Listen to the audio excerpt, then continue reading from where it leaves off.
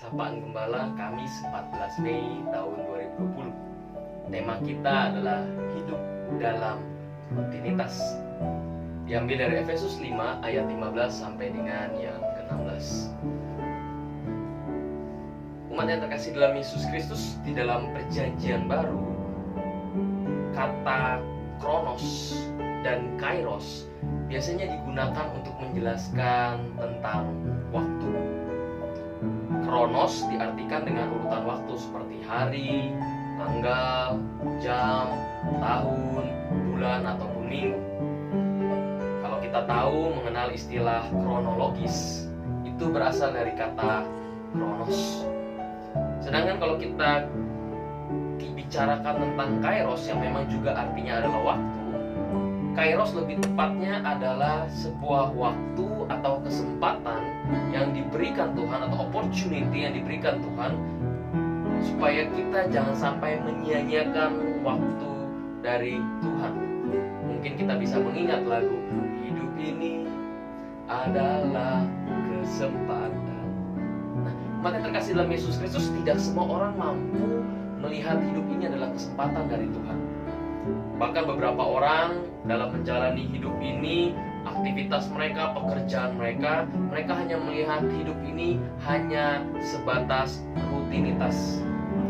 Sedangkan kalau kita tahu bahwa rutinitas dalam bahasa Inggrisnya rutin, diambil dari akar katanya diambil dari route, way, jalan. Nah, menarik, Bapak dan Ibu yang terkasih dalam Yesus Kristus, Pendeta Iwas Adi Prasetya pernah menuliskan sebuah perenungan yang menarik, yaitu keengganan sebagian orang untuk menjalani hidup yang rutin tampaknya muncul dari anggapan keliru bahwa yang rutin ini tidak bermakna, membosankan, dan menjemukan. Padahal tahukah kita bahwa yang namanya rutinitas adalah cara kita menghargai keteraturan hidup yang merupakan anugerah dengan penuh ketekunan dan kesetiaan.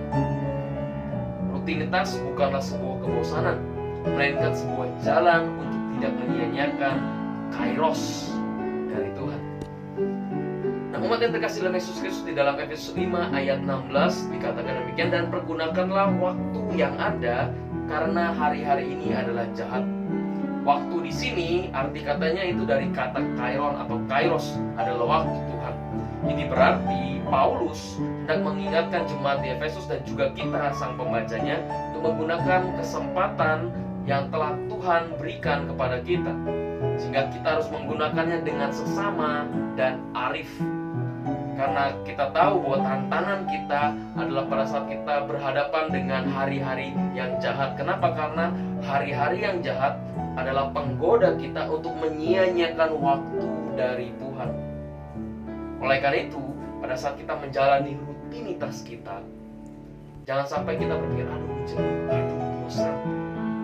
Tapi bayangkan bagaimana kita bisa menjalankan rutinitas kita.